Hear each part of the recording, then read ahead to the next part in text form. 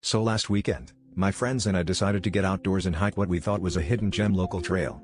We're talking about the kind of trail that's so secret, even Google Maps gives you a shrug emoji when you search for it.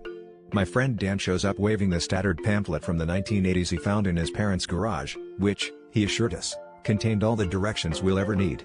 The front cover just said "Explore Nature's Wonders," with a clip art tree that looked suspiciously like broccoli, but we were up for the adventure. Things started off weird when the first step was turn left at the big rock that looks like Gerald Ford's profile.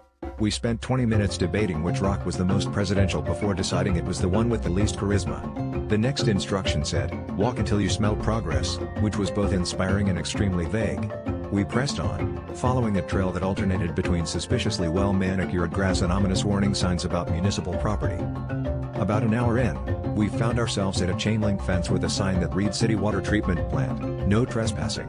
At this point, the trail had vanished, but morale was high, mainly because we'd already eaten all our snacks.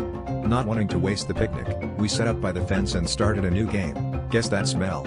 Rules were simple: deep inhale, wild guess, try not to lose consciousness. Highlights included "Oda Funky Sock," hint of broccoli, possibly the pamphlet's influence, and 2020's collective disappointment. We finally called it quits when a worker drove by and asked if we were lost or just enjoying the bouquet. On the way back, Dan tried to defend the pamphlet's directions, claiming, "Maybe the trail just evolved." I said, "Yeah, it evolved into a sewer." So, if anyone asks how our hike went, I just tell them, we took the scenic route and got a whiff of history. Turns out, it stinks.